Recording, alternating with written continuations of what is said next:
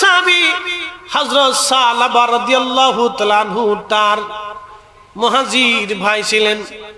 মুহাজির ভাই বলতেছিলেন, সালাবারে তুমি তো আমার আনসারী ভাই, তা আমি তো তবুকের যুদ্ধের দিকে যাচ্ছি, আমার স্ত্রী আমার সন্তানদেরকে তোমার আমানতে রেখে গেলাম, যেহেতু তুমি আমার ভাই, আমার স্ত্রী এবং সন্তানদেরকে তোমার কাছে আমানত দিয়ে গেলাম, যদি যুদ্ধে আমি ফিরে আসি তাহলে তো আমি ফিরে আসলাম, আর যদি শহীদ হয়ে যাই তাহলে ভাই হিসেবে তুমি আমার সন্তান আমার স্ত্রীর পুত্র পরিজনের দায়িত্ব ভরণ পোষণের ফয়সালা করিও। হযরতে মুহাজির সাহাবী চলে গেলেন, সালাবা দায়িত্ব গ্রহণ করলেন। আল্লাহর নবী চলে গেলেন যুদ্ধের ময়দানে। বহুদিন পার হয়ে গেল, সালাবা মাঝে মধ্যে বাড়িতে খাবার দিয়ে আসেন, লাকড়ি দিয়ে আসেন, প্রয়োজনীয় সামগ্রী তার ভাইয়ের ঘরের বাড়ির সামনে উঠানে দিয়ে আসেন। তার ভাইয়ের স্ত্রী এইগুলি নিয়ে নিয়ে রান্না বান্না করে সংসার চালাইতেছিলেন। একদিন আজাজিল শয়তান ডাক দেখায়, সালাবারে তুমি তো তোমার ভাইয়ের ঘরের ভিতরে খাবার পৌঁছাইলা, কিন্তু কোনোদিন তো তুমি ঘরের জানালা দিয়ে পর্দা সরাইয়া তুমি দেখলা না তোমার ভাইয়ের স্ত্রী দেখতে কেমন দেখা যায়। শয়তানের দুঃখে দিয়ে ফেলছে, ওই যে ওর ওয়াদা আছে আমি গুনাহ করাবই। এই জন্য এখানে আমরা যারা বসে রয়েছি সবাই গুনার সাথে যুক্ত। কি কথা ঠিক আছে কিনা? যিনি ওয়াজ করে তিনিও যুক্ত, যারা শোনে তারাও যুক্ত। তাহলে উপায় কি? উপায় আছে, লা তাকনাতু মির রাহমাতিল্লাহ, আল্লাহর রহমত থেকে নিরাশ হইও না। একসাথে কোন আল্লাহু আকবার। আমি আপনাদের সামনে সাধুগিরি সাজার কোনো প্রশ্ন নাই, আমার জীবনেও গুনাহ আছে। কি কথা ঠিক আছে কিনা? এখানে বসে বুজুর্গি দেখানোর কিছু নাই, যা সত্য সেটা বলছি। গুনাহ সবার জীবনেই আছে, কারো কম আছে কারো বেশি আছে। কেউ গুনাহ করার পরে এমন ভাবে তওবা করছে যে আল্লাহ তারে মাফ করে দিয়েছে। হ্যাঁ, সুবহানাল্লাহ বলবেন না? এই জন্য কোন ব্যক্তি যদি আগে চুরি করছে, আমাদের গ্রামে আছে এক ভদ্রলোক আগে চুরি করতো, এখন এমন হয়েছে যে 5 ওয়াক্ত আযান দেয়, নামাজ পড়ে। মারহাবা কর না। আগে চোরের লিডার ছিল, মারাত্মক চোর ছিল। তার চোরের কাহিনী শুনলে আপনি হার্ট স্ট্রোক করবেন যে এটা কেমনে চুরি করছে। আপনি জানেন ওই যে গুল খায় না, গুলের কইটিয়া চাদরের ভিতরে দইরা এমন ভাবে ধরছে মনে হয় যে পিস্তল, গুলি করবো, যা আছে দিয়ে দেই। গুলির কোটি দিয়ে চুরি করা ব্যক্তি সেই চোরে মনে করেন যে এখন এমন হয়ে গেছে, আল্লাহ সে একেবারে এমন পর্যায়ে গেছে, এখন 5 ওয়াক্ত আযান দেয়, 5 ওয়াক্ত নামাজ পড়ে, মুয়াজ্জিন হয়ে গেছে, মুসল্লি হয়ে গেছে। এখন কেউ যদি তার সেই পূর্বতন খারাপ কাজের কথা তুলে ধরে তারে কষ্ট দেয়, তাহলে কষ্ট দেওয়া ঠিক হবে না, কারণ সে তওবা করছে। আর মনে করবেন তওবাকারী আল্লাহর কাছে প্রিয় বান্দা। আল্লাহু আকবার। না, আরো জোরে বলেন। কোন নারী যদি সারা জীবন পতিতাবৃত্তি করে, টাকা দিয়ে পতিতাবৃত্তি করছে, হাজার হাজার পুরুষের শয্যাশায়ী হয়েছে, জীবনের শেষ সময় তার ভুল বুঝতে পেরেছে, সে সেজদায় পড়ে তওবা করছে, রাব্বি আমি আর জীবনে অন্যায় করব না, আল্লাহ আপনি আমারে মাফ করে দেন। সে কাঁদতে লাগলো, আমার রব থেকে রহমতের কোলে টান দিয়ে পতিতা নারীরে মাফ করে দিবে। সমাজে তার দাম হবে না, পরিবারে মূল্য হবে না, রাষ্ট্রে কোনো তার মূল্য হবে না, কিন্তু আমার রবের দরজায় সে ওলি হয়ে কবরে চলে যাবে।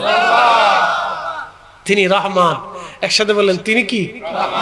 তিনি কি? তিনি রহমান, তিনি রহিম। বুঝতে পারছেন? সেই আল্লাহ সমাজ তারে ফেলে দিবে, রাষ্ট্র ফেলে দিবে, পরিবার ফেলে দিবে, কিন্তু আল্লাহ ফেলাবে না। এই জন্য ভয় নেই, চিন্তার কারণ নেই। মাফ হবে, কিন্তু মাফ চাইতে হবে। মাফ চাইতে হবে আপনাকে। বলে কতবার চাবো? প্রত্যেকদিন 70 বার চাবো। আল্লাহু আকবার। কতবার? আল্লাহ রাসূল বলছেন তুমি প্রত্যেকদিন 70 বার ইস্তিগফার করো, 70 বার মাফ চাও। একসাথে বলেন কতবার? জোরে বলেন কতবার? যদি 70 বার চাওয়া লাগে 70 বারই চাও। আপনি খালি বেদাতের মাসলা নিয়ে রয়েছে, ও বেদাত করে জাহান্নামে চলে যাবে, আর আমরা আল্লাহর কাছে কান্নাকাটি করে আমরা বেহেশত চলে যাব।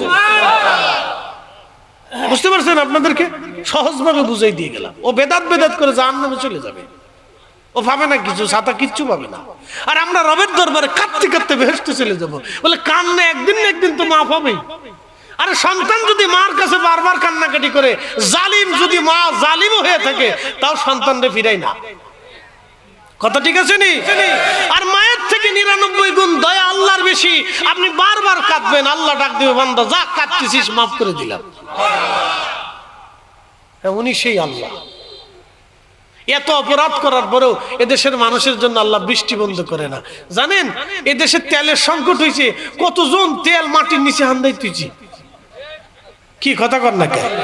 কতজন খাটের নিচে হান্দাইছে, হান্দাইয়া তেল নিয়ে, তেল দিতে পারি 2 লিটার আছে, যদি 300 টাকা করে দেন তাহলে দিব। তাহলে বলেন তো এটা সিটারি না?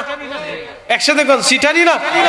তাহলে এই সিটারি আল্লাহ জানে, কিন্তু তারপরও তার নিঃশ্বাস বন্ধ করে দেয়নি। কথা ঠিক আছে কিনা? এই যে কত নারীরা ধর্ষণের শিকার হয় বাংলাদেশে, আহা ছোট ছোট বাচ্চাদের সাথে ধর্ষণের শিকার হচ্ছে। বলেন তো আল্লাহ কি দেখে না? আল্লাহ ইচ্ছা করলে কি আল্লাহ আকাশ থেকে আগুন নিক্ষেপ করতে পারতো না? হ্যাঁ, শুনে যান, আপনাদেরকে কি বলবো বলে ভাষা নাই। এক ভদ্র মহিলা একদিন আমার ফোন দিয়ে বলতেছে, হুজুর মাফ করবেন, আমি একটা বিষয়ের জন্য ফোন দিয়েছেন। বলেন কি জন্য ফোন দিয়েছেন আপনি? বলতেছে, হুজুর আপনি একটা মাসলা আমাকে বলে দেন। কি মাসলা? বলে আমার স্বামী তার আপন সৎ বোনের মেয়ের সাথে জানা করে। আপনি নাউজুবিল্লাহ বলতেছেন, এটা তো গা শিহরে ওঠার কথা। আপনি বুঝতে পারতেছেন কত নিকৃষ্ট কাজ, কত জঘন্য কাজ, যা কুত্তা চিন্তা করে না, বিড়ালে চিন্তা করে না, শুয়োরে চিন্তা করে না, এটা মানুষে চিন্তা করে, তো মুসলমানে চিন্তা করে, তা মুসলমানে চিন্তা করে। আর এখন আমাদের দেশের নারীদের কথা তো বলে লাভ নেই। আমাদের দেশের মেয়েরা হিন্দুদের সাথে যে প্রীতি করে, কি কথা কর না? আল্লাহ রাসূল বলেছেন, আল্লাহ কোরআনে বলেছেন, মুশরিকুনা নাজাসুন, মুশরিকরা নাপাক। লজ্জা শরম থাকা উচিত হিন্দু মুসলিম নারীদের, শরম লজ্জা থাকা উচিত। কুত্তার লজ্জা আছে তো এদের কোনো শরম লজ্জা নাই। বুঝতে পারছেন? আল্লাহর আকাশ থেকে পাথর নিক্ষেপ হওয়ার কথা ছিল, কিন্তু রহমান আর রহিম নামের কারণে আল্লাহ পাথর দেয় না, এখনো বাতাস বইতেছে। তাহলে সেই রবের কাছে ক্ষমার আশা করা যায় না? একসাথে বলেন, যায় না? কখনো তোমাকে যদি ভুলি, হেদায়েতের আলো জেলে নিয় কাছে তুলি, ঠাই দিও প্রিয়তম অগমহিয়ান, তুমি রহমান, তুমি মেহেরবান।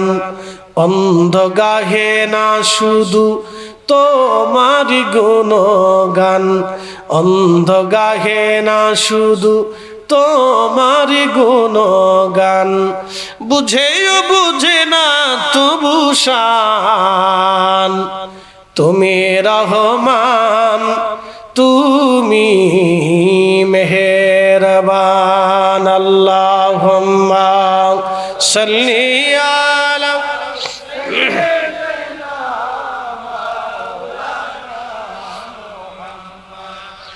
ওয়া আলা আলি সাইয়্যিদিনা।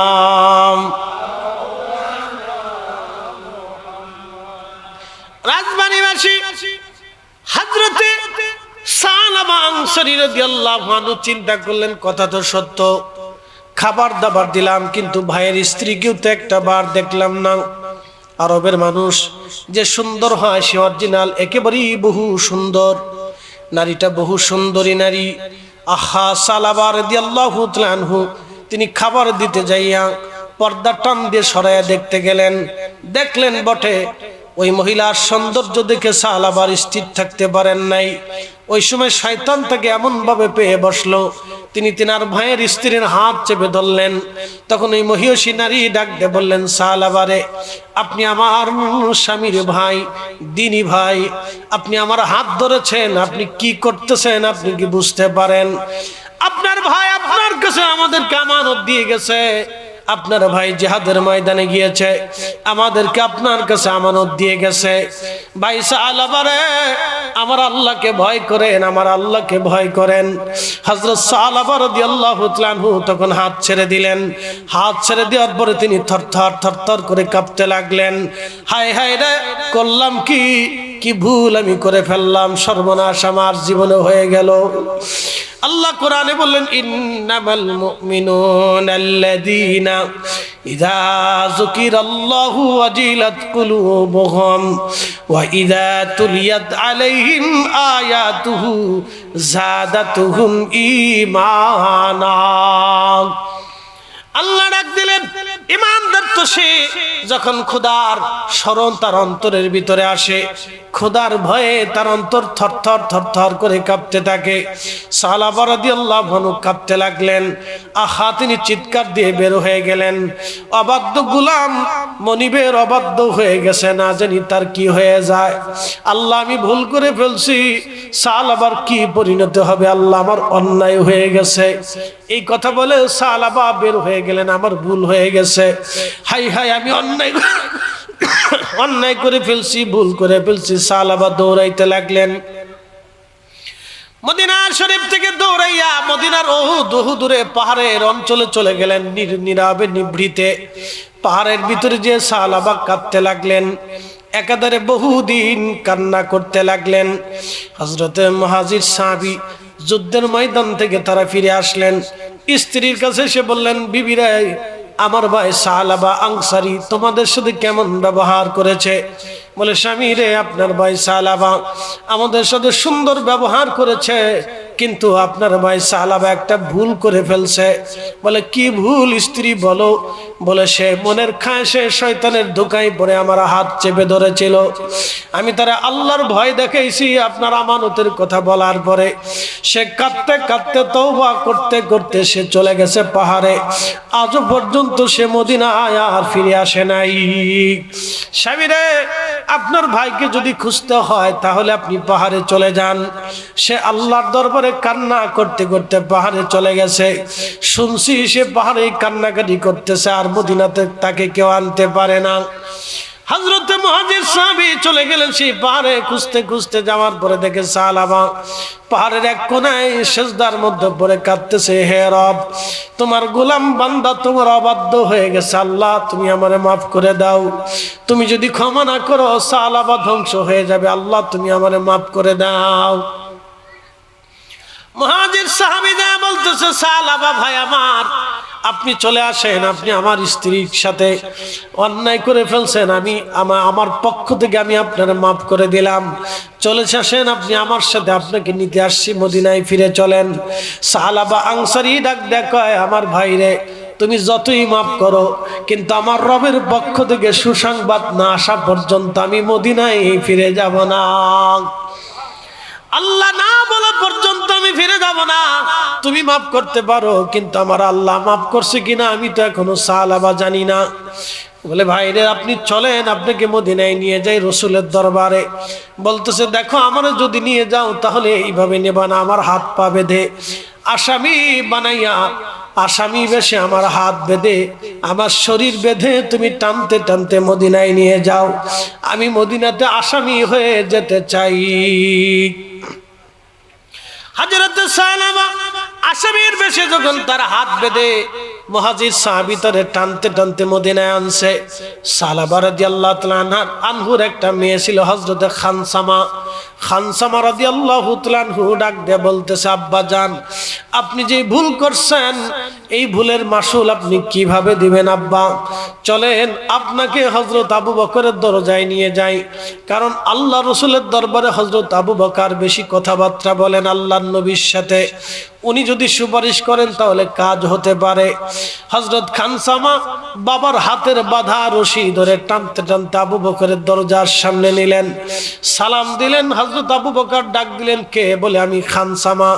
হযরত আবু বকর সিদ্দিক বের হয়ে আসেন, আমার আব্বা আসামি, আমার আব্বা সাহাবা আনসারীকে আমি ধরে নিয়ে আসছি রশি বেঁধে, হাত বেঁধে আসামি বানাই আপনার দরজে আনছি। আপনি আল্লাহ রসুলের দরবারে বইলে আমার আব্বারে মাফ করে দেন। হযরত আবু বকর ডাক দেখে, খানসামারে তোমার বাবারে আমার দরজা থেকে চলে যেতে বলো, কারণ তোমার বাবা অনেক বড় আমানতের খেয়ানত করেছে, অনেক বড় বেঈমানি অপরাধ করে ফেলছে রে খানসামা। আমি আবু বকরের দরজায় তার কোনো জায়গা হবে না, তাকে চলে যেতে বলো। হযরত খানসামা বলেন, আব্বাজান আবু বকর আপনাকে তাড়াই দিলেন, চলেন আমরা ওমরের দরজায় যাই, দেখি ওমর কি বলে। হযরত ওমরের দরজায় খানসামা তার বাবাকে টেনে টেনে নিয়ে চলে গেলেন, সালাম দিলেন, কে? আমি খানসামা। কি ব্যাপার খানসামা? বলি, ওগো হযরত ওমর, আমি আমার আব্বাজানের হাতের রশি বেঁধে ধরে নিয়ে আসছি, আমার আব্বাজানের অনেক বড় অন্যায় হয়ে গেছে, আপনার দরজায় আনছি, আপনি আল্লাহর মেহবুব নবীর সাথে কথা বলে আমার আব্বারে মাফ করায় দেন। হযরত ওমর ডাক দেখে, খানসামারে, তোমার আব্বার অনেক বড় অপরাধ, এই অপরাধের জন্য আমি রাসূলের দরবারে নালিশ দিতে পারবো না, আমার লজ্জা করবে, তুমি নিয়ে চলে যাও, আমার দরজায় তোমার আব্বার কোনো জায়গা হবে না। খানসামা ডাক দেখে, আব্বা যান, হযরত আবু বকর তারাই দিল, ওমর তারাই দিল, চলেন আমরা হযরত আলী রাদিয়াল্লাহু আনহুর দরজায় দাঁড়াই। খানসামা টেনে টেনে নিয়ে গেলেন আলীর দরজায়। হযরত খানসামা সালাম দিলেন, কে? বলে, আমি খানসামা। কি জন্য আসছো? বলে, হযরত আলী, আমি আমার আব্বাজান সালাবা আনসারীকে নিয়ে আসছি, আমার আব্বার অপরাধ ভুল হয়ে গেছে, আমার আব্বারে নিয়ে আপনি রাসূলের দরজায় মাফ করাই নিয়ে আসেন। হযরত আলী নাক দেখে, খানসামারে, তোমার আব্বার যে ভুল, এই ভুল মাফ করার মতো অধিকার আমার নাই, তুমি চলে যাও, তোমার আব্বার দরজায় আমার দরজায় কোনো জায়গা হবে না, চলে যাও। খানসামা কেঁদে দিয়ে বলতেছে, আব্বাজান, আবু বকর তাড়িয়ে দিল, ওমর তাড়িয়ে দিল, আলী তাড়িয়ে দিল, এখন আল্লাহ রাসূলের কদম ছাড়া আপনার আর কোনো জায়গা নাই, আপনাকে নিয়ে যাই, চলেন। খানসামা রাদিয়াল্লাহু আনহু রশি ধরে টানতে টানতে মসজিদে নববীতে বাবুন নিসা দরজার ওইখানে যে দাঁড়ায় গেলেন, দাঁড়ায় সালাম দিলেন। ভিতর থেকে আওয়াজ আসলো, কে? বলে, আমি খানসামা। কি ব্যাপার, কি জন্য আসছো? বলি, ইয়া রাসূলুল্লাহ, আমি আপনার আসামি, আমার আব্বাজান সালাবা আনসারীকে রশি বেঁধে ধরে নিয়ে আসছি আপনার দরজায়। আবু বকরের দরজায় গেছি, তারাই দিয়েছে, ওমরের দরজায় গেছি, তারাই দিয়েছে, আলীর দরজায় গেছি, তারাই দিয়েছে। ইয়া রাসূলুল্লাহ, আমি মেয়ে হয়ে আমার আব্বাজানকে আপনার দরজার সামনে নিয়ে আসছি, হুজুর আমার আব্বাজানকে আপনি মাফ করে দেন, আল্লাহর দরজা থেকে মাফ চাও, আমার জন্য আমার আব্বাজানকে মাফ করে আনেন। আল্লাহর নবী ডাক দিয়ে বলেন, খানসামারে, তোমার আব্বার অনেক বড় অপরাধ, আমি কিভাবে সিদ্ধান্ত দিব, দেখি আমার রবের দরজা থেকে কোনো সিদ্ধান্ত আসে কিনা। যাও খানসামা, তোমার আব্বাকে নিয়ে যাও, দেখি আসমান থেকে কোনো ফয়সালা আসে কিনা। খানসামা রাদিয়াল্লাহু আনহু বাবার হাতের রশি ছেড়ে দিয়ে বলে, আব্বাজান, আপনি এত বড় অপরাধ করছেন, কোন দরজায় আপনার জায়গা হলো না, রাসূলের দরজায় আপনার আজকে জায়গা হলো না, আপনাকে আমি ছেড়ে দিলাম, চলে যান, কোনদিন আর আমি আপনাকে বাবার পরিচয় দেব না, আর আপনি কোনদিন আমাকে মেয়ের পরিচয় আপনি আর দিয়েন না গো আব্বাজান। হযরতে সালাবা আনসারী কাঁদতে কাঁদতে চলে গেলেন আবার পাহাড়ে, সিজদার মধ্যে পড়ে কাঁদতেছিলেন আর বলতেছিলেন, হে রব, আপনার সালাবা ধ্বংস হয়ে যাবে, আল্লাহ যদি আপনার দরজা থেকে সালাবা বিতাড়িত হয়, সালাবার আর কোনো জায়গা নাই, আল্লাহ আপনার সালাবা ধ্বংস হয়ে যাবে, মালিক যদি ক্ষমা না করেন, সালাবার আর কোনো দরওয়াজা নাই। আবু বকরের কাছে গেছি, তারাই দিয়েছে, ওমরের কাছে গেছি, তারাই দিছে, আলীর দরজায় গেছি, তারাই দিছে, আপনার রাসূলের দরজায় গেছি, আপনার নবীর দরজা থেকে আমি বিমুখ হয়ে ফিরে আসছি, কোনো সিদ্ধান্ত আসে নাই। আল্লাহ, আপনি যদি সিদ্ধান্ত না দেন, আমার মাফ না করেন, আপনার সালাবা ধ্বংস হয়ে যাবে। আল্লাহ রব্বুল আলামিন, আমার ভুলের জন্য আমি মাফ চাইতেছি, আল্লাহ আপনার সালাবার আপনি মাফ করে দেন, আপনি ছাড়া আমার আর কেউ নাই। এইভাবে সালাবা যখন কাঁদতেছিল, নবীজি এশার নামাজের সময় ডাক দিলেন, সাহাবীরা রে, একটা সুসংবাদ আছে। বলে, কি সুসংবাদ? বলে, আমাদের সালাবাকে আল্লাহ মাফ করে দিয়েছে। চিৎকার মেরে জোরে বলেন, আল্লাহু আকবার। তোমরা কে যাবা পাহাড় থেকে সালাবাকে আনতে? হযরত আলী দাঁড়াইলেন, সালমান ফারসি দাঁড়াইলেন, হযরত ওমর আবু বকর দাঁড়িয়ে গেলেন। বলতেছি, ইয়া রাসূলুল্লাহ, আমরা সাহাবাকে পাহাড় থেকে ডেকে নিয়ে আসি, ক্ষমার এবং সুসংবাদ দিয়ে আসি। আল্লাহর নবী বলেন, আলী এবং সালমান ফারসি দুইজনে তোমরা যাও, আমার সাহাবাকে নিয়ে চলে আসো। হযরত আলী এবং সালমান ফারসি রাদিয়াল্লাহু আনহুমা দুইজন চলে গেলেন। যায় দেখতেছে সাহাবা সিজদার মধ্যে পড়ে কাঁদতেছে, আল্লাহ আপনি আমারে মাফ করে দেন, আল্লাহ আপনি আমারে ক্ষমা করে দেন, আমার ভুল হয়ে গেছে, আল্লাহ আপনি আমারে মাফ করে দেন। হযরত আলী ডাক দিয়ে বলতেছে, সাহাবারে, আমি আলী সালমান ফারসি দুইজনে আল্লাহ রাসূল আমারে পাঠাইছে, তোমার জন্য একটা সুসংবাদ আছে। সাহাবারে, আমার মালিক আল্লাহ তোমার অপরাধ মাফ করে দিছে। সাহাবা রাদিয়াল্লাহু আনহু খুশির আতিশয্যে রওনা দিলেন। মদিনাতুল মুনাওয়ারায় যখন আসলেন তখন ফজরের ওয়াক্ত হয়ে গেছে। হযরত বেলাল আযান দিয়ে দিলেন। আহা, ফজরের সালাত শুরু হয়ে গেল, নামাজ শুরু হয়ে গেল। আল্লাহর নবী সমস্ত সাহাবীরা একবারে মসজিদ টইটম্বুর হয়ে গেল। মসজিদে নববীতে ঢোকার সময় দরজার পাশে শুধুমাত্র জায়গা ছিল। হযরত সাহাবা সবার পিছনে পড়ে গেলেন। ওযু করে এসে উনি যখন দাঁড়াইলেন তখন আল্লাহর নবীজি প্রথম রাকাতে সূরা ফাতিহা পড়ে সূরা তাকাসুর শুরু করলেন, দ্বিতীয় রাকাতে সূরা তাকাসুর শুরু করলেন। আল্লাহাকুমুত তাকাসুর হাত্তা যুরতুমুল মাকাবির। মানুষ দুনিয়ার প্রাচুর্য পাইয়া আমি আল্লাহরে ভুলে যায়, আমি আল্লাহ থেকে, মানুষ দুনিয়ার থেকে আল্লাহ থেকে বিচ্যুত হয়ে যায়। এই আয়াতের অর্থ আমি আল্লাহ থেকে মানুষ জুদা হয়ে যায়, বিচ্যুত হয়ে যায় দুনিয়ার মোহে পইরা। এই আয়াত যখন নবীজি তেলাওয়াত শুরু করলেন, এই শব্দ যখন হযরত সাহাবার কানে বাড়ি লাগলো, সাহাবা নামাজরত অবস্থায় কাঁপতেছিলেন। যখন আল্লাহ পাকের রাসূল বললেন, আল্লাহাকুমুত তাকাসুর হাত্তা যুরতুমুল মাকাবির, কত সময় পর্যন্ত তারা আমি আল্লাহরে ভুলে যায়, কবর পর্যন্ত তারা আমি আল্লাহকে ভুলে যায়। যখন মাকবারার কথা মনে হলো, হযরত সাহাবা থরথর করে কাঁপতে কাঁপতে একটা চিৎকার দিল।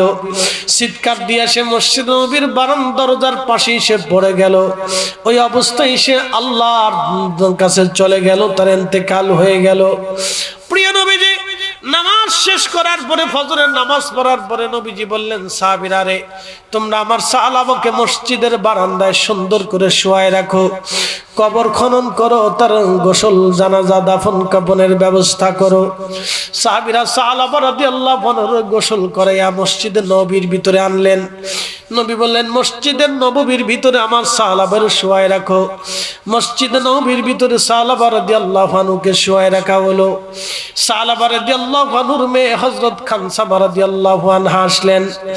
বাবা লাশের পাশে বসে কাঁদতেছিলেন, আব্বা জান, আপনি আমার উপর মন বেজার করে চলে গেলেন, আমি আপনারে ছেড়ে দিলাম। আব্বা গো, আজকে আপনি ফিরে আসছেন, কিন্তু আপনি রবের কাছে চলে গেলেন। আব্বা জান, আমি এখন এতিম হয়ে গেলাম, আমার দেখাশোনা দেখভাল কে করবে? আব্বা জান, আমি কি করব এখন? আল্লাহর নবী পাশ থেকে ডাক দিয়ে বলেন, খানসামা রে, ও আমার খানসামা, তুমি কান্দো না, চোখের পানি মুছো। খানসামা রে, রাসূল যদি তোমার বাবা হয়, ফাতেমা যদি তোমার বোন হয়, আয়েশা যদি তোমার মা হয়, তাহলে তোমার কেমন হবে? খানসামা ডাক দিয়ে বলতেছে, ইয়া রাসূলুল্লাহ, তাহলে আমার থেকে ভাগ্যবান আর দুনিয়াতে কেউ নাই। তাহলে খানসামা চোখের পানি মুছো, তুমি কান্দো না, আমার আল্লাহ তোমার আব্বারে মাফ করে দিয়েছে। আল্লাহর নবী বলেন, সাহাবীরা, তোমরা আমার সালাবান শরীফ জানাজার নামাজের জন্য প্রস্তুতি নাও। তার লাশ সামনে নিয়ে সমস্ত সাহাবীরা কাতার করে দাঁড়াইলেন। আল্লাহর নবী তার জানাজার নামাজ পড়াইতে যাচ্ছিলেন, কিন্তু নবীজি পায়ের উপরে ভর দিয়ে যাচ্ছেন, পায়ের উপরে ভর দিয়ে টিপ টিপ করে ভর দিয়ে যাচ্ছে। সাহাবীরা বলেন, হুজুর, কোনো তো বৃষ্টি নামে নাই, কাদাও নাই, কিন্তু আপনি নখের উপরে ভর দিয়ে এইভাবে যাচ্ছেন কেন? আল্লাহর নবী ডাক দেখবেন, সাহাবীরা রে, আমার সাহাবার জানা যায় এত পরিমাণে রহমতের ফেরেশতা আল্লাহ পাঠাইছে, দুনিয়াতে যে আমি পা রাখবো এমন কোন জায়গা দুনিয়ার ভিতরে নাই। চিৎকার করে বলেন আল্লাহু আকবার। তাহলে ক্ষমা চাইলে মাফ করে কে? একসাথে বলেন, কে মাফ করে? তাহলে মাফ চাওয়া লাগবে কিনা? জোরে বলেন। তার সাহাবী খানসা হযরত সালাবা এতদিন পর্যন্ত মাপ চাইছে, রবের দরবারে সেজদায় পড়ে কাঁদছে, হাত বাড়ায় কাঁদছে, আর আপনি বেদাতের ফতোয়া নিয়ে পড়ে রইছেন। আপনি বেদাতের ফতোয়া নিয়ে পড়ে রইছেন, কিয়ামত পর্যন্ত পড়ে থাকবেন, মাফ হবে না। কি কথা কন না কে? কিয়ামত পর্যন্ত বেদাতের ফতোয়া নিয়ে পড়ে থাকবেন, মাফ হবে না। মাপ পাইতে হলে মাফের কাতারে আসতে হবে,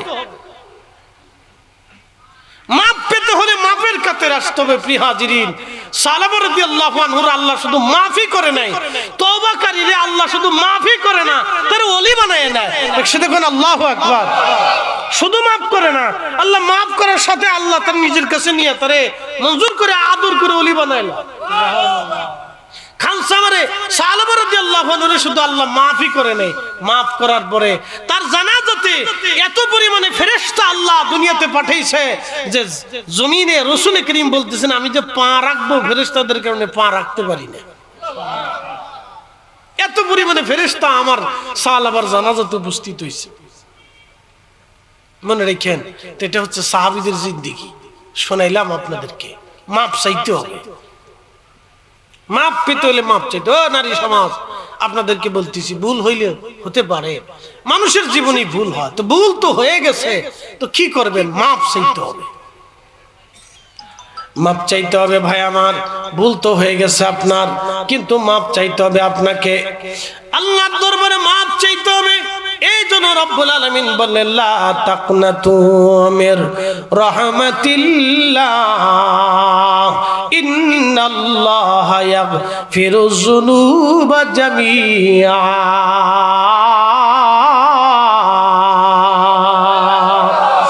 আল্লাহ আল্লাহ বলে ডাকি, মাওলা শোনো না।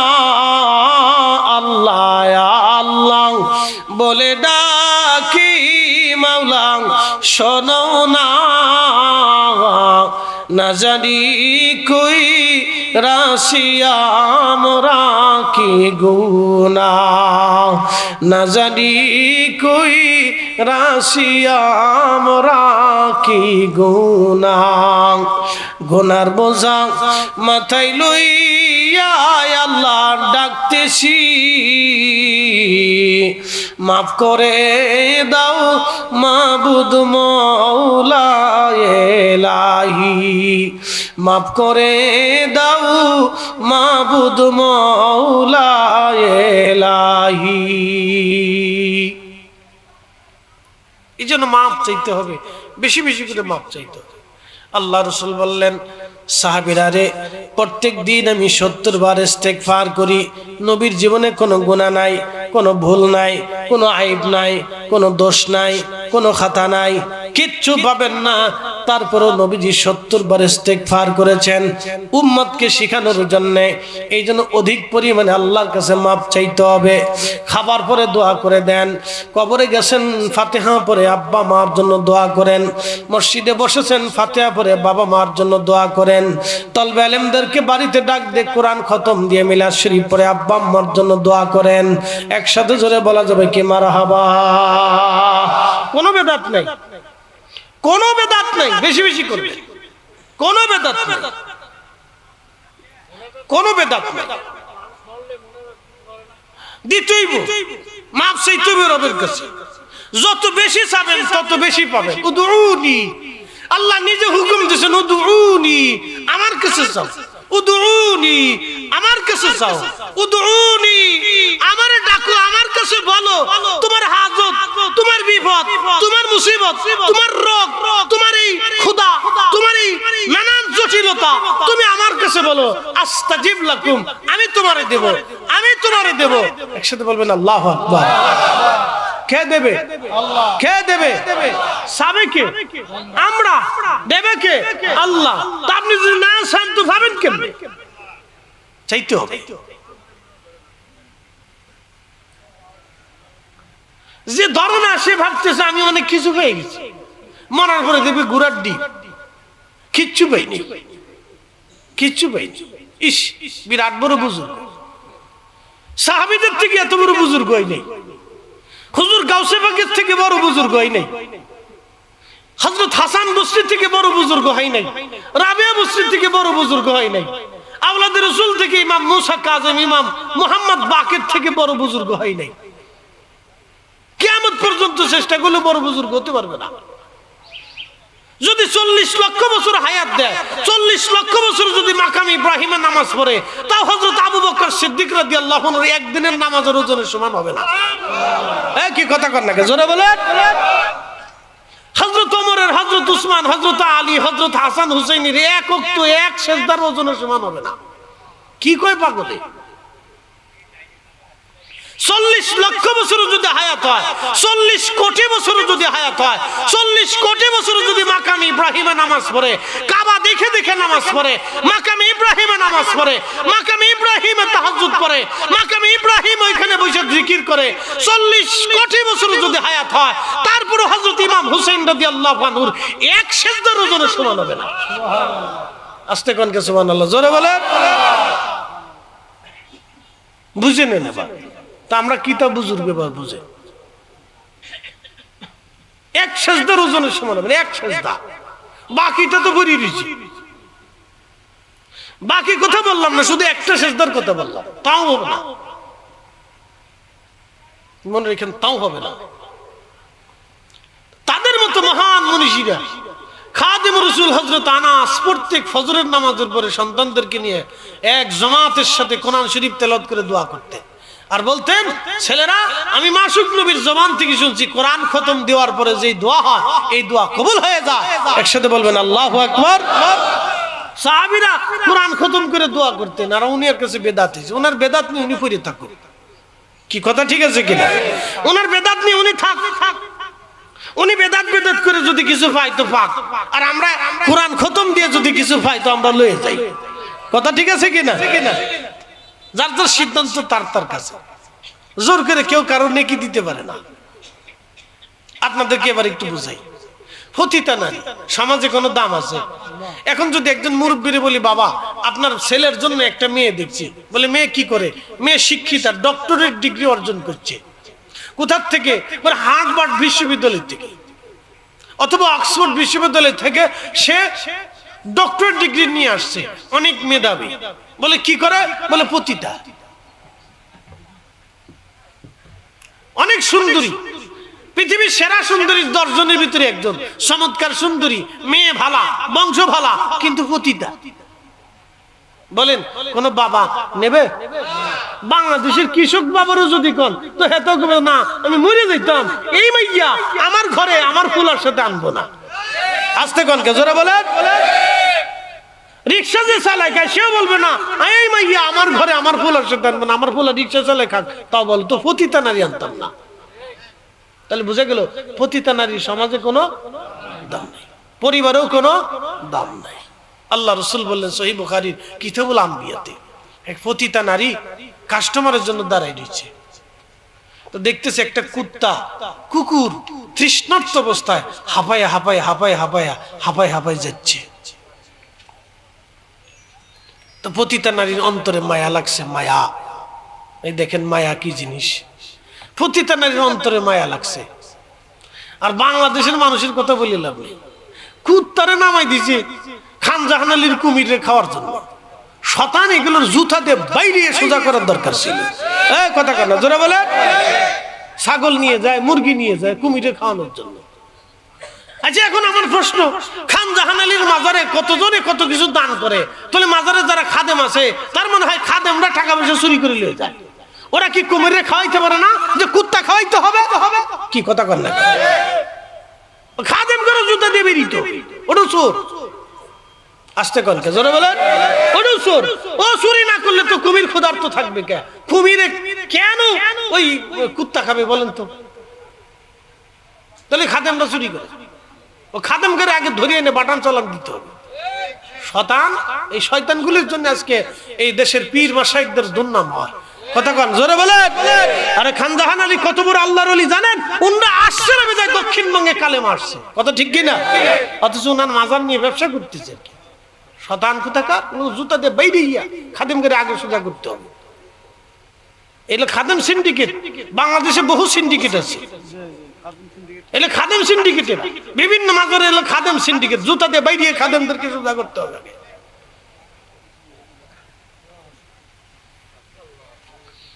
কষ্ট হইতেছি না আপনাদের? সত্য কথা মনে বলে ফেললাম নাকি? একবার সিন্ডিকেটের জায়গায় হাত মেরে দিচ্ছি আজকে। আল্লাহ আমাদেরকে কবুল করুক, জোরে বলে না আমিন। ফতিতা নারী, হ্যাঁ ফতিতা নারী টাকার জন্য কাস্টমারের জন্য দাঁড়ায় রয়েছে, কুত্তার জন্য মায়া লাগছে। পায়ের ভিতরে মোজা ছিল চামড়ার মোজা, তা খুলে রশি দিয়ে বাই দিয়ে কুয়ার ভিতর থেকে পানি উঠাইয়া কুকুরকে পানি পান করাইছে। কাজ শুধু এতটুকুনি, জীবনে আর কোনো কাজ নেই তার। এই কাজটুকুনি আল্লাহর কাছে মায়া লাগছে। সহিহ বুখারীর হাদিস, রাসূল করিম বলতেছে বনি ইসরাইলের এই পতিতা নারী সারা জীবনের জিনার গুনাহ আল্লাহর সাথে সাথে মাফ করে দিয়ে পতিতা নারীরে পবিত্র বানাইয়া আল্লাহ বেহেশতে পাঠাই দিয়েছে। জোরে না আরো জোরে একসাথে বলেন, জোরে বলেন। ফতোয়া না খাওয়াইয়া, জোরে বলেন। ফতোয়া না খাওয়াইয়া। পতিতা নারী বেহেশতে গেল কি ফতোয়া দিয়ে না কুত্তারে খাওয়াইয়া? কুত্তা খাওয়ায় যদি পতিতা নারী সারা জীবনের পতিতা পিতৃর গুনাহ মাফ হইতে পারে, তাহলে আমি রাসূলের মিলাদুন নবীতে তাবারক খাওয়াইয়া আমিও গুনাহ মাফের আশা করতে পারি। আপনি ফতোয়া নিয়ে পড়ে থাকেন, আমরা খাওয়ায় খাওয়ায় বেহেশতে চলে যাব। কথা ঠিক আছে কিনা? উনি ফতোয়া নিয়ে পড়ে থাকুক, আমরা দেখতে খাওয়াইয়া বেহেশতের আশা করে নিব, অসুবিধা নাই। পতিতা নারী যদি কুত্তা খায় বেহেশত দেখতে পারে, তাহলে আমি মানুষ খাওয়াই বেহেশতের আশা করতে পারি। উনি ফতোয়া নিয়ে পড়ে দিয়েছে, থাকুক ফতোয়া নিয়ে, অসুবিধা নেই। আপনি ফতোয়া নিয়েই থাকেন, আপনারটা যেহেতু করবেন তাহলে ওইটা নিয়ে থাকেন, আমারটা আমারে করতে দেন। কি কথা ঠিক আছে কিনা?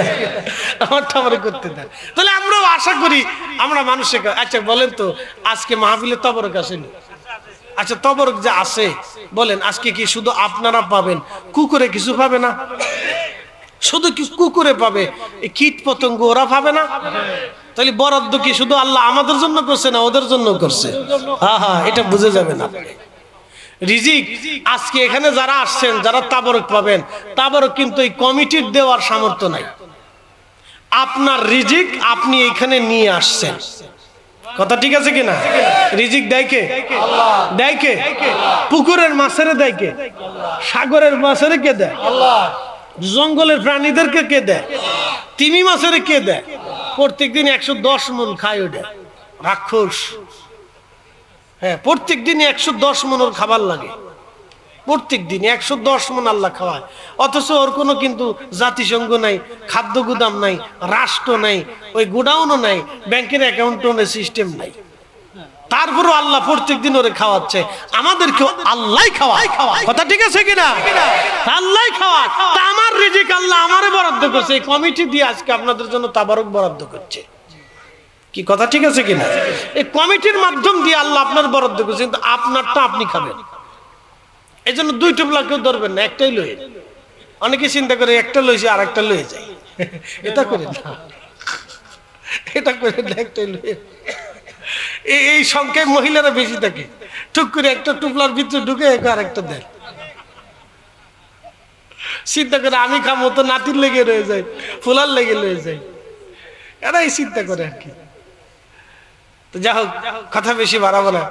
সামনে এই মসজিদ আল্লাহর ঘর, পতিতা নারী কুত্তারে খাওয়াইয়া বেহেশত চলে গেল, আর আপনি বাড়িতে আল্লাহর ঘর একটু খেদমত যদি শরীক হতে পারেন, তাহলে আশা করা যায়। শোনেন, আশা করবেন, আল্লাহ থেকে নিরাশ হয়েন না। আল্লাহ কিন্তু নিরাশ হতে নিষেধ করছে। কথা ঠিক আছে কিনা? আল্লাহ নিরাশ হতে কি করছে? নিষেধ করছে। আপনি আশা করবেন রব আমারে মাফ করবে। একসাথে কোন আল্লাহু আকবার। কে মাফ করবে?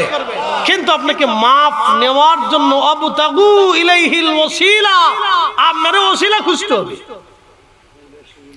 ওসিলা তলাশ করতে হবে, আপনাকে মাধ্যম খুঁজতে হবে। আপনাকে আল্লাহকে পাওয়ার জন্য আপনার মাধ্যম খুঁজতে হবে, ওসিলা তলাশ করতে হবে। অনেকে ওসিলা মানে না, তো যে ওসিলা মানে না সে মনে হয় একবারে মা সারা আসমান থেকে দুনিয়াতে আইছে, ওসিলারে বানাইছে শিরিক। কি আশ্চর্য! তাহলে ওর জীবনে ডাক্তারের কাছে যাইতে নিষেধ করেন যে বাপ তুই ডাক্তারের কাছে যাইস না। কি কথা খারাপ কইছি? তুই ডাক্তারের কাছে যাইস না, তুই ডাক্তারের কাছে যাওয়ার দরকার নেই, তুই চিকিৎসা নিস নি, কিন্তু সাবধান, তুই জীবনে ওষুধ খাইস না। এই ওষুধ যদি খাস তাহলে শিরিক হবে।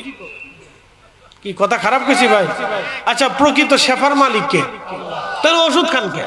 ওরকম তাহলে ওষুধ খাইস কে? তুই শিরিক করতেছিস, এই শিরিক করা যাবে না। ডাক্তারের কাছে যাস কে? তুই শিরিক করতেছিস। তুই ডাক্তারের কাছে যাস কে? শিরিক হচ্ছে। তুই আল্লাহর কাছে যা। এই বেলায় 16 আনা, আর আল্লাহর ওলিদের বেলায় গেলে তখন হয়ে যায় 1 আনা। তার মানে ডালমে কুচকালায় সমস্যা আছে। তো যাক, আমি এদিকে যাব না। মসজিদ আল্লাহর ঘর। আমি শুধু উপস্থিত ভাবে খুশি মনে আল্লাহর ঘরের জন্য আপনারা দিবেন। কমিটি বলছে ভাই হুজুর আগামী বছরের জন্য কে কি দিবে সেটা তার বিষয়, কিন্তু উপস্থিত ভাবে কেউ যদি 1000 টাকা নিয়ে আসেন, মসজিদের কাজটা চলমান আছে। এই আপনারা যদি না দেন তাহলে আল্লাহর ঘর কত সুন্দর। ওই আমি মালয়েশিয়াতে যাই দেখি গেন্টিং হাইল্যান্ডে ওরে চাইনিজরা বৌদ্ধ মন্দির বানাইছে। বাপরে বাপ, যদি দেখেন আপনি, শত শত হাজার হাজার কোটি টাকা খরচ করে তারা বৌদ্ধ মন্দির নির্মাণ করছে। আমি বৌদ্ধের সামনে যাই দেখি সোনা দিয়ে বানায় রাখছে। যাক, ভালোই করছে, স্বর্ণ দিয়ে বানাইছে। এটা যদি দেখেন তো মনে হবে যে কত টাকা খরচ করছে। এটা যাইতে হলে যে কতগুলি ইলেকট্রনিক সিঁড়ি আছে, বাপরে বাপ, হাজার হাজার কোটি কোটি টাকা খরচ করছে শুধু একটা মন্দির বানানোর জন্য। আমি ভুটানের জাতীয় বৌদ্ধ মন্দির দেখতে গেছি, যে স্বর্ণ দিয়ে বানানো, একবার স্বর্ণ দিয়ে মন্দির তৈরি করা। তো দেখি বৌদ্ধ ভিক্ষুরা বসে বসে ত্রিপিটক পাঠ করতেছে। একজন বাঁশি বাজাইতেছে আর বাকিরা ত্রিপিটক পাঠ করতেছে, সুরে সুরে সুরে সুরে ত্রিপিটক পাঠ করতেছে। তখন আমি চিন্তা করলাম, আরে এরা তাদের ধর্মের জন্য শত শত কোটি টাকা খরচ করে, আর আমাদের দেশে অনেকে মসজিদের জন্য টাকা চাইলে সিধা টাকা বের করে দেয়। হ্যাঁ, যে টাকা চালাইতে পারে এটা মসজিদের বাক্সের ভিতরে থুই আসে, আল্লাহরে দিয়ে গেলাম। এটা মেড ইন বাংলাদেশ অফ মুসলমান, এটা বাংলাদেশের মুসলমান। এগুলি করবেন না। তো আল্লাহর ঘর মসজিদের জন্য কিছু কিছু আপনারা শরীক হন, উপস্থিত ভাবে। আল্লাহ তৌফিক দিক, উঠবেন না কেউ। পিসা হুজুর আসবে, তিনি কথা বলবেন, তিনি দোয়া করবেন, আমি আপনাদেরকে নিয়ে মাঝখানে একটু জিকির করাবো। শুধু উপস্থিত ভাবে, উপস্থিত ভাবে যান। কমিটির ভিতরে একটু কয়েকজন লোক পাঠাই দেন। দুজন একটু রুমাল ধরেন না, দুজন একটু রুমাল ধরে একটু সহযোগিতা করেন। দুজন একটু রুমাল ধরেন, দুজন। মাহফিলের জন্য না, মসজিদের জন্য চাইতেছে, আল্লাহর ঘরের জন্য। আপনি যদি দুনিয়াতে মসজিদ বানানোর জন্য 1 টাকাও খরচ করেন, আল্লাহ বেহেশতে আপনার জন্য একটা ঘর বানাই দিবে। ওয়াতাফাক্কারুনা ফি খালকিস সামাওয়াতি ওয়াল আরদ। হুজুর উম্মতকে বলেন তারা যেন আসমান ও জমিনের ভিতরে যাহা আছে তাহা নিয়ে যেন ফিকির করে, চিন্তা করে। আর যখন তারা গবেষণা করবে, চিন্তা করবে, চিন্তা করার পরে তারাই অটোমেটিক বলবে রব্বানা মা খালাকতা হাযা বাতিলা। ওগো রব, আপনি বিনা কারণে কোনো কিছুই সৃষ্টি করেন নাই। যাহা কিছু সৃষ্টি করেছেন কোনো না কোনো কারণেই আপনি সৃষ্টি করেছেন। একবার জোরে বলা যাবে কি আল্লাহু আকবার।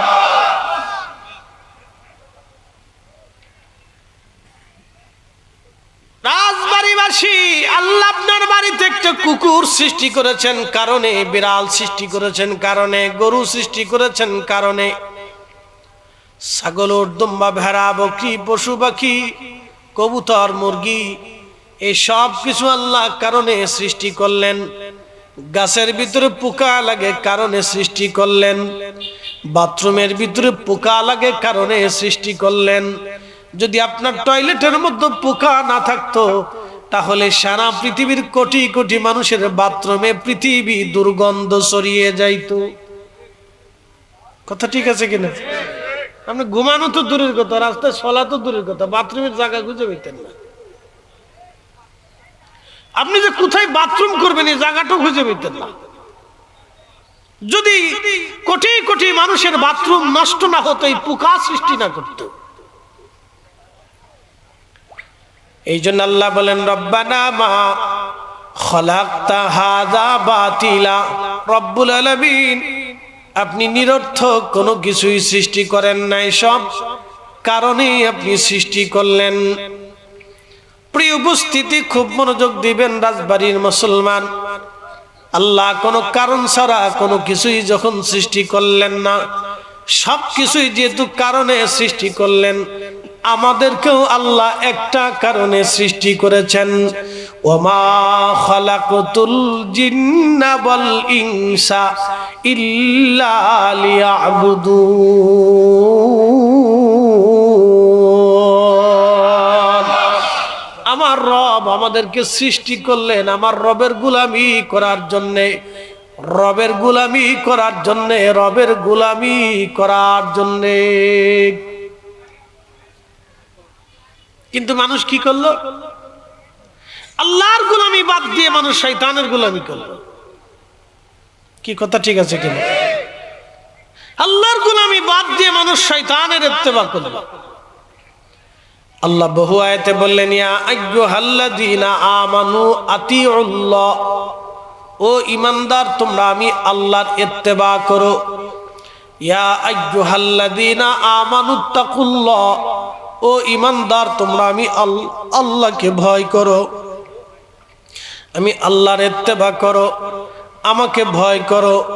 আল্লাহ এরকম বহু আয়াতে বললেন আতিউল্লাহ, আল্লাহকে মানো, ওয়া আতিউর রাসূল, এবং আমার পরে আমার রাসূলকে মেনে নাও। আল্লাহ বলেন আমানু আমিনু বিল্লাহি ওয়া রাসূলি, ঈমানদার ঈমান আনো। ইয়া আইয়ুহাল্লাযীনা আমানু আমিনু বিল্লাহি ওয়া রাসূলি, ও ঈমানদার ঈমান আনো আমি আল্লাহর উপরে, ঈমান আনো আমার নবীর উপরে। জোরে বলেন সুবহানাল্লাহ। ঈমান আনো আমি আল্লাহর উপরে, ঈমান আনো আমার রাসূলের উপরে। খুব মনোযোগ দিবেন রাজবাড়ীবাসী, আমার আল্লাহ তার ইত্তেবার কথা বললেন, কিন্তু কোটি কোটি কোটি কোটি মানুষ আল্লাহর ইত্তেবা বাদ দিয়ে শয়তানের অনুসরণ শুরু করে দিল। খোদার ইত্তেবা বাদ দিয়ে তারা শয়তানের অনুসরণ শুরু করলো। আমার রব আমরারে জানাই দিলেন, ও ঈমানদারেরা, ওয়ালা তাত্তাবিউ খুতুওয়াতিশ শাইতান, তোমরা শয়তানের ইত্তেবা করিও না। ইন্নাহু লাকুম আদুউম মুবিন, সে তোমার প্রকাশ্য দুশমন, তোমাকে ধ্বংস করে দিবে। আল্লাহ পাকের দরজা থেকে যখন আজরাইল বিতাড়িত হয়ে যায়, রব্বুল আলামিন বলেন ওয়া কানা মিনাল কাফিরিন, যা আজকে থেকে তোকে আমি চিরদিনের জন্য অবিশ্বাসী বানিয়ে দিলাম। আমি রবের দরজায় তোর কোনো জায়গা আর কোনোদিন হবে না। শয়তান তখন আল্লাহকে ডাক দিয়ে বললেন, রব আমারে তো তোমার দরজা থেকে বিতাড়িত করে দিলে আল্লাহ, কিন্তু আমি তো 9 লক্ষ বছর তোমার ইবাদত করেছি। রব্বুল আলামিন ওই ইবাদতের বিনিময় কি তুমি আমারে দেবা না? আল্লাহ বলেন আজাজিল কি চাস? বলে রব্বুল আলামিন 3টা জিনিস তুমি আমাকে দিবা। আল্লাহ আগে পরে সব জানে, তারপরও জিজ্ঞেস করলেন কি 3টা জিনিস চাও? বলে 1 নম্বর কিয়ামত পর্যন্ত হায়াত চাই। আমার রব বললেন দিয়ে দিলাম। 2 নম্বর আমাকে তামাম পৃথিবী তাসাররুফ করব, তামাম পৃথিবী ঘুরে আসব, মানুষের চোখের পলকের ভিতরে তামাম দুনিয়া ঘুরে আসার শক্তি তুমি আমাকে দাও। আল্লাহ বলেন তাও তোমাকে দেয়া হলো। 3 নম্বর রব্বুল আলামিন, তুমি তো রব, তুমি স্রষ্টা আমি জানি, কিন্তু মানব শরীরের রক্তের শিরার ভিতর দিয়ে ঢুকে একবারে কল পর্যন্ত, নফস পর্যন্ত এসে তাকে ধোঁকা দেওয়ার ক্ষমতা দাও। আমার রব আমার আল্লাহ বললেন তাও তোমাকে দেয়া হলো। ওরে আজাজিল তুমি কি করতে চাও বলো? আজাজিল ডাক দেখে, ইয়া রব তোর ইজ্জত ও জালালের কসম করে বলি, আল্লাহ আমি তোর একটা বান্দাকেও গুনাহ ছাড়া থাকতে দিব না। আমি সবাইরই গুনাহ করাবো আর সবাইরই জাহান্নামী বানিয়ে ফেলবো। আল্লাহ যেহেতু এই মানব জাতির কারণে আমি তোমার দরজা থেকে বিতাড়িত হয়েছি, তাহলে আমি মানব জাতির গুনাহ করাবো, ধোঁকা দিয়ে দিয়ে গুনাহ করাবো, ধোঁকা দিয়ে দিয়ে গুনাহ করাবো, ধোঁকা দিয়ে দিয়ে গুনাহ করাবো, ধোঁকা দিয়ে দিয়ে গুনাহ করাবো। আর আমি তোর জাহান্নামী বানিয়ে ফেলবো। আমার রব আমার আল্লাহ জালালি হয়ে গেলেন। আল্লাহর জালালি হাত যখন প্রকাশ পেয়ে গেল, রাগ হয়ে গেলেন। আল্লাহ রাগ করে বলেন, এ শয়তান চুপ থাক, শুনে রাখ, আমি আল্লাহ আমার ইজ্জত ও জালালের কসম করি, আল্লাহর থেকে তো ইজ্জতওয়ালা আর দুনিয়া সৃষ্টির ভিতরে কেউ নাই। আমার ইজ্জত ও জালালের কসম করি, ওরে শয়তান, তুই আমার বান্দারে ধোঁকা দি গুনাহ করাবি। আর আমার বান্দা তোর ধোঁকা পাওয়ার পরে গুনাহ করার পরে আমি রবের কাছে যখন হাত বাড়িয়া কান্না করে দিবে, ক্ষমা চাইতে দেরি হবে, আমি আল্লাহ আমার বান্দার জীবনের ক্ষমা করতে দেরি করব না। খুশি না বেজার? একসাথে বলেন, খুশি না বেজার? না না, জোরে বলেন, খুশি না বেজার?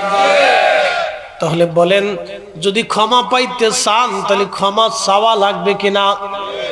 জোরে বলেন, ক্ষমা পাইতে হলে ক্ষমা চাইতে হবে কিনা? ক্ষমা করে কে? ক্ষমা চাবে কে? ক্ষমা করে কে? ক্ষমা চাবে কে? তাহলে এখনকার এই সমাজে কারা দোয়া বন্ধ করে দিল? যারা দোয়া বন্ধ করলো তারা বুঝাইতে চায় আমাদের ক্ষমা লাগবে না। তারা বুঝাইতে চায় আল্লাহর কাছে হাত তোলার দরকার নাই, প্রয়োজন নাই। ওরে বেদাতের দোহাই দিয়ে, বেদাতের মাসলা বাতাইয়া উম্মতরে জিলাফির পেছের মধ্যে ফেলাই দিয়ে যারা দোয়া বন্ধ করাইয়া খোদা দরজা থেকে হাত উঠানোকে যারা নিবৃত্ত করলো, আমি মনে করি এরাই হলো বর্তমান জমানার আজাজিল। আপনি মানলেও খুশি, না মানলেও খুশি, আপনার ইচ্ছা। কোনটা গ্রহণ করবেন কি করবেন না সেটা আপনার ইচ্ছা, কিন্তু ক্ষমা পেতে হবে। আর ক্ষমা পেতে হলে ক্ষমা চেতে হবে।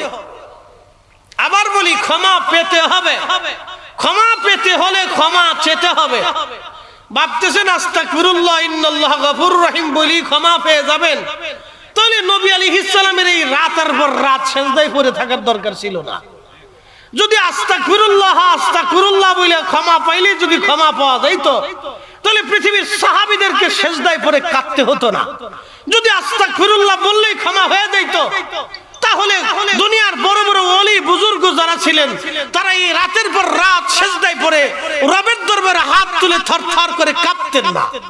যদি আস্তাগফিরুল্লাহ বললে রব দেও, হাত না উঁচা করলে যদি সাহায্য আসতো, তাহলে বদরের যুদ্ধের ময়দানে আল্লাহ রাসূল হাত বাড়াইয়া বাড়াইয়া আসমানে হাত তুলতেন না। কি কথা কন না? ক্ষমা তো পেতে হবে। ক্ষমা পেতে হলে ক্ষমা চেতে হবে। তো ক্ষমা যেহেতু চেতে হবে, তাহলে সেই তো হলে ভিখারির মতো হাত বাড়াইতেই হবে। কি কথা ঠিক আছে কিনা? সূত্র সহজ, একেবারে সহজ। তো ক্ষমা পেতে হবে, তো ক্ষমা পেতে হলে ক্ষমা চেতে হবে। আর ক্ষমা যেহেতু চেতে হবে, তো ভিখারির বেশে হাত বাড়াইতে হবে আপনাকে। এ সময় আপনাকে সারেন্ডার করতেই হবে।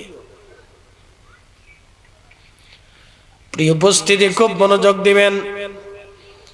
আমার রব আমার আল্লাহ বলে দিলেন, আমি তোমাদের ক্ষমা করে দিব। কোরআনুল কারীমের ভিতরে আল্লাহ বলেন, কুল ইয়া ইবাদিয়াল্লাযীনা আসরাফু আলা আনফুসিহিম লা তাকনাতু মির রাহমাতিল্লাহ।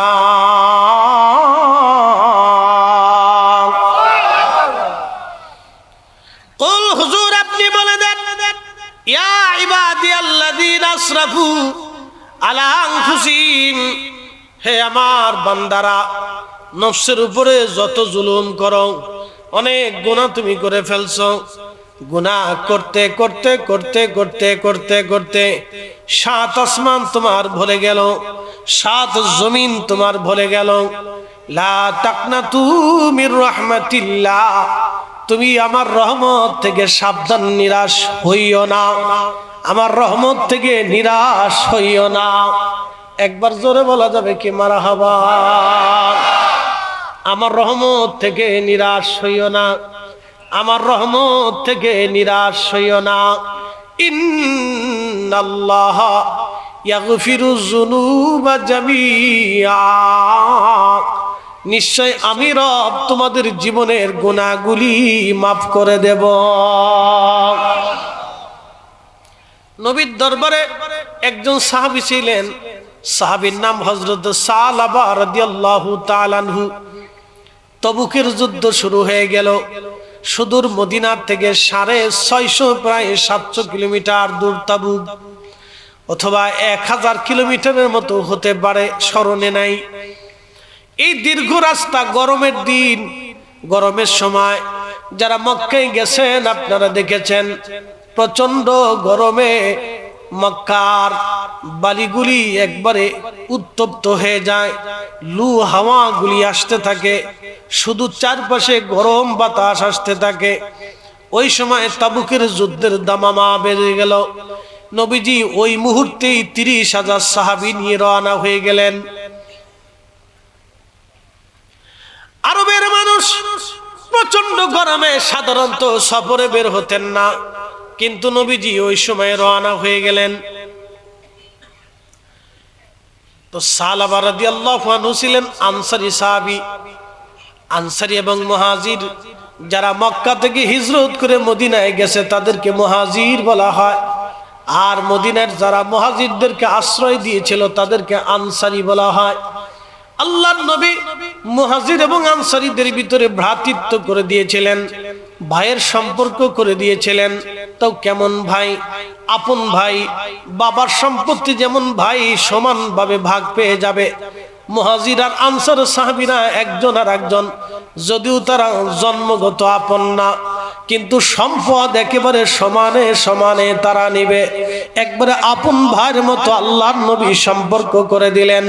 জোরে বলা যাবে কি মারহাবা? আমাদের দেশে হয়েছে কি, আপন ভাই আপন বাইরে ফিটাচ্ছি জমির জন্য। উড়ে বাপরে বাপ, কে কিনছে ছাড়ে না, কি ফিটে ফিটি রে বাপরে বাপ। বড় ভাই ছোট ভাইরে মারতেছে, ছোটটা বড়টারে মারতেছে। কি অসুস্থতা জানেন? এগুলি হচ্ছে সাইকোলজিক্যাল প্রবলেম, আত্মার সমস্যা। আত্মা এই আত্মা অসুস্থ। আমাদের দেশের অধিক মানুষের আত্মা অসুস্থ। বলে হুজুরের চিকিৎসা কি? পৃথিবীর কোন ডাক্তারের কাছে কোনো চিকিৎসা নেই। এর চিকিৎসা হলো আল্লাহর ওলিদের কাছে। আসতে কোন জোরে বলেন, এর চিকিৎসা কোন জায়গা? ওলিদের কাছে। মানুষ যখন আত্মায় অসুস্থ হয় তখন প্রতিমার সামনে সেজদায় পড়ে। মানুষ যখন আত্মিক ভাবে অসুস্থ হয়ে যায় তখন ওই পাথরের সামনে সেজদায় পড়ে। মানুষ যখন আত্মিক অসুস্থ হয়ে যায় তখন গাছের সামনে, মাছের সামনে, সূর্যের সামনে, আগুনের সামনে সেজদা দেয়। সে আল্লাহ বাদ দিয়ে অন্য কাউরে খোদা মনে করে। এটা আত্মিক অসুস্থতা। এই আত্মিক অসুস্থতা থেকে মানুষকে বাঁচানোর জন্য নবী দুনিয়াতে এসেছিলেন, নবীরা এসেছিলেন, ওলিরা এসেছিলেন, পৃথিবীর বহু ওলি এসেছিলেন। একেবারে খাজা বাবা আজমিরি রাহিমাহুল্লাহ একা এই 18 কোটি না, এই 100 কোটি মানুষের দেশে উনি সেই একা সেই জমানায় 1 কোটি মানুষকে আত্মার চিকিৎসা দিয়ে ওই আত্মা পর্যন্ত লা ইলাহা ইল্লাল্লাহ মুহাম্মাদুর রাসূলুল্লাহ কালেমা পৌঁছে দিয়েছিলেন। একসাথে বলবেন আল্লাহু আকবার। 1 কোটি মানুষের কালবে উনি কালেমা পৌঁছে দিয়েছিলেন না আত্মার চিকিৎসা। আপনাদেরকে আরেকটু পরিসংখ্যান দিয়ে বুঝাই। বর্তমানে পাকিস্তানে, ভারতে, বাংলাদেশে, নেপালে, মায়ানমারে, শ্রীলঙ্কায়, এই ভুটানে, এই ভারতীয় উপমহাদেশের ভিতরে আলেম আছে, মুসলমান আছে প্রায় 100 কোটি। প্রায় 100 কোটি। এই 100 কোটি মুসলমানের ভিতরে প্রায় আলেম আছে 75 লক্ষ। 75 লক্ষ আলেম আছে প্রায়। ভালো করে বুঝে যান। ছোট বড়, কারি, হাফেজ, মুফতি, মুহাদ্দিস, তলাবা, উলামা দিয়ে 75 লক্ষের একবারে কম হবে না। আচ্ছা বলেন তো, সারা এই ভারত উপমহাদেশে প্রত্যেক জুমাতে, প্রত্যেক মসজিদে ওয়াজ হয়, কত সেমিনার হয়, কত লেখনী হয়, কত ইউটিউব আছে, কত ফেসবুক আছে, কত পত্রিকা আছে, এত লেখনী, এত কথা, এত ওয়াজ, এত খুতবা, এত আলোচনা, এত সভা, এত সেমিনার, কিন্তু মুসলমান বানাইছে কয়জন? বুঝেন আমাকে, মুসলমান হয়েছে কখন? পৃথ্বীরাজের জমানাতে খাজা বাবা আজমিরি কি কাজ করেছিলেন যে সেই জমানাতে 1 কোটির মানুষ খাজা বাবার হাতে কালেমা পড়লো। তার মানে বোঝা গেল আমরা 75 লক্ষ আলেম যা করতে পারি নাই, খাজা বাবা আজমিরিকে দিয়ে আল্লাহ সেই কাজ করিয়েছিলেন। কথা বলেন ঠিক না বেটে? এটা ওলিদের ভাব।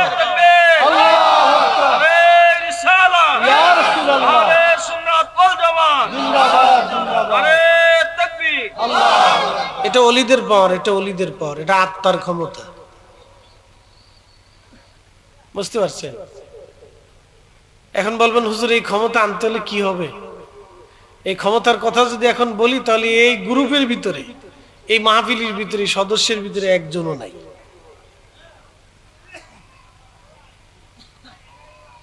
এই ক্ষমতা আনতে হলে 1 নম্বর দুনিয়ার সমস্ত সম্পদ থেকে আপনাকে জুদা হতে হবে, শ্রোতা বক্তা কেউ নাই। 2 নম্বর আপনার আত্মার চিকিৎসা হিসেবে মিথ্যা, তহমত, গালি, হারাম, ফায়সা, কুকর্ম, অকর্ম সব আপনাকে ছেড়ে দিয়ে একবার পারফেক্ট অরিজিনাল মুসলমান হতে হবে। নাই। আপনি কি এত সহজ মনে করছেন যে আল্লাহ আপনার সাথে কথা বলবে? আপনি সুদের কারবারি করেন, সুদের বেলায় সাক্ষী দেন, সুদ আলার সাহায্য করেন, আর আল্লাহ আপনার সাথে গোপনে এসে রাত্রে কথা কবে নাকি? এত পাগল পাইছেন আল্লাহরে নাকি? হ্যাঁ, আল্লাহ রাসূল স্বপ্নে এসে আপনার সাথে কথা বলবে, আপনি ঘুষালার সাথে ঘুরেন, ঘুষালার সাথে কারবারি করেন, ঘুষালার সাহায্য করেন, ঘুষালারে স্যালুট দেন, শারমালা চিনি, শারমালা চিনি, কাজ হবে না। এত সহজ ভাবতেছেন? প্রিয় উপস্থিতি, এই জন্য এটার নাম হচ্ছে আত্মার শক্তি। এই ওলিরা এই মজবুত পাওয়ার নিয়ে দুনিয়াতে আসার কারণে কোটি কোটি মানুষ তাদের হাতে কালেমা পড়েছে। তারা যেই দিক গেছে আল্লাহ এই দিক ইসলাম পাঠিয়েছে। একসাথে বলবেন আল্লাহু আকবার। আমি সুদূর মালদ্বীপে যাইয়া সাগরের ভিতরে একজন আল্লাহর ওলি, আল্লাহু আকবার, ইব্রাহিম ইস্কান্দারির মাজার জিয়ারত করে আসছে। আমার ভিডিওতে, আমার পেজের ভিতরে সে তথ্য তুলে ধরছি। একদিনে এক সময় মালদ্বীপের সমস্ত মানুষকে তিনি কালেমা পড়িয়েছিলেন। সুবহানাল্লাহ। একসাথে বলবেন আল্লাহু আকবার। 400 বছর আগে মালয়েশিয়ার শুধু মালাক্কা সাগর প্রণালীর ভিতরে একটা ছোট্ট দ্বীপ পোলাও বুসারে সাইয়েদনা হুজুর গাউসে পাক মুহিউদ্দিন আব্দুল কাদের জিলানী রাহিমাহুল্লাহর কলিজার বেটা সন্তান হযরতে শাইখ ইসমাইল বুগদাদি আল হাসানি বল হুসাইনি আওলাদে রাসূল ঘুমিয়েছেন। 900 বছর আগে ওই জমিনে কালেমার দাওয়াত দিতে এসে পুরা মালয়েশিয়া, ইন্দোনেশিয়া, ইন্দো প্যাসিফিক অঞ্চলগুলিতে কোটি কোটি মানুষকে কালেমার দিশা দিয়ে ঘুমিয়েছেন। একসাথে বলবেন আল্লাহু আকবার। ওলিরা যেখানে গেছে আল্লাহ ইসলাম সেখানে পাঠিয়েছে। ওনাদেরকে ছোট করে দেখার কোনো সুযোগ নেই। তবে এখন আপনাদেরকে বলে দিই, বাংলাদেশে অনেকেই সঠিক পীর নাই, কেউ পীর সাজতে চায়। কয়দিন আগে কুষ্টিয়াতে এক পীর, ওরে বাপ রে বাপ, তারা যদি দেখেন আপনি, তার নামের আগে লেখা আছে শিরি, লা হাওলা ওয়ালা কুওয়াতা ইল্লা বিল্লাহ, আস্তাগফিরুল্লাহ আল আযীম। তার চেহারা যদি দেখেন, তার ওই কি ঘরের ভিতরে মন্দির বানাই রাখছে, প্রতিমা বানাই রাখছে, নাম দিছে পীরে কামেল। শয়তান কোথাকার? শয়তানে চিন্তা করছে তো আমারও ফেল করে ফেলছে। এই আমার দিকে তাকান, হিন্দুয়ানি নীতি দিয়া, লালনের নীতি দিয়া, বাজে নীতি দিয়া কেউ যদি পীর সাজতে চায় তাহলে বুঝতে হবে সে পীর না, এ হচ্ছে ইহুদিদের দালাল, শয়তানের দালাল। কথা বলেন ঠিক না বেটে? কথা ক্লিয়ার? ওটা শয়তানের দালাল। একটা কথা মনে রাখবেন, কোরআন এবং সুন্নাহর বাহিরে কোনো কিছু যাওয়া যাবে না। একসাথে বলেন যাওয়া যাবে। আহলে সুন্নাত ওয়াল জামাতের আকীদার বাহিরে কোনো আকীদা হতে পারে। আহলে সুন্নাত ওয়াল জামাতের বাহিরে কেউ যদি আকীদা পোষণ করে থাকে তাহলে বুঝবেন সে বাতিল। আস্তে কোনকে জোরে বলেন, ভয়ে বলতেছেন? 4 ইমাম, 4 তরিকা, উলামা, ফুদালা, নুকাবা, আখির আবদাল হুজুর মুহিউদ্দিন আব্দুল কাদের জিলানী রাহমাতুল্লাহ আলাইহি।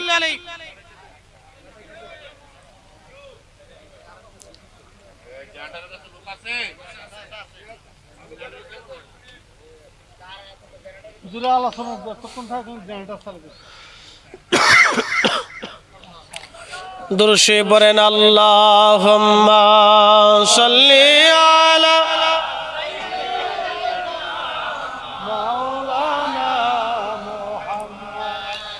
وعلى آل سيدنا হয় না আরো জোরে পড়েন আল্লাহুম্মা সাল্লি আলা সাইয়্যিদিনা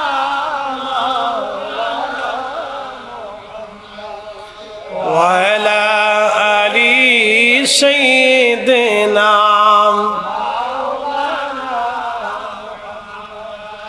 তুমি আল্লাহর প্যারা হাবিব তোমার তুলনা নাই কেউ আর